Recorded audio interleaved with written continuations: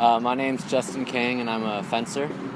I've been fencing for about 8 years now. In those 8 years, I learned that fencing's kind of like a both physical and mental sport. At first, I kind of thought it was just like a normal sport where if you just like train hard, it's going to be easy and you could do well. But then towards when I started fencing competitively, I kind of learned that a lot of fencing's kind of like mental.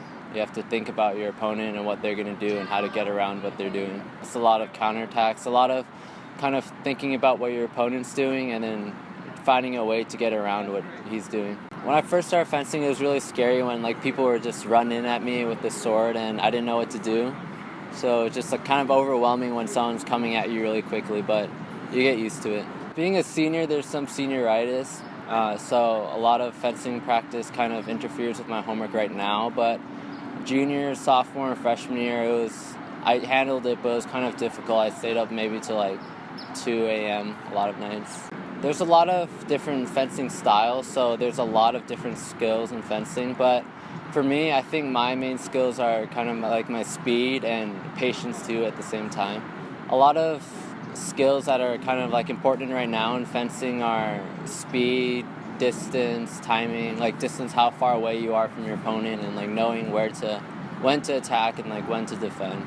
Whenever so in fencing you go to 15 points, and a lot of times you're tied at 14-14, so it's kind of like a sudden death, and whoever gets the last point wins.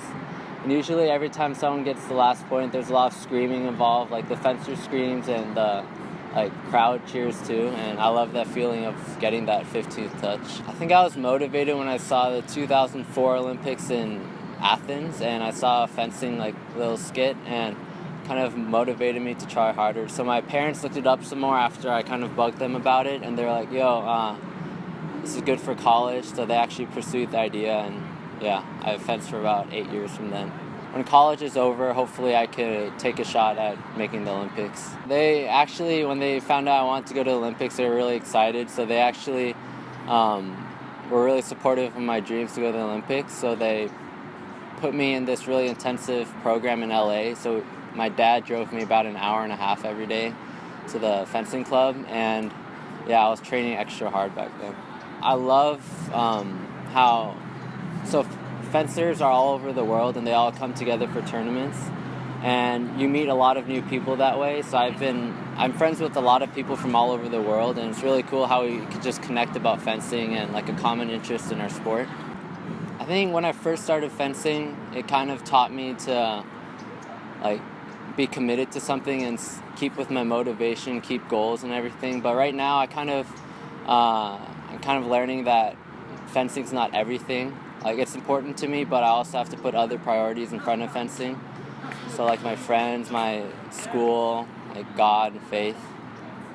I'm recruited to fence at Stanford for fencing, and in the future, hopefully, I'll compete at a couple more world championships and World Cups, but I don't think I see the Olympics as my ultimate future. I just want to pursue fencing as a fun hobby for right now.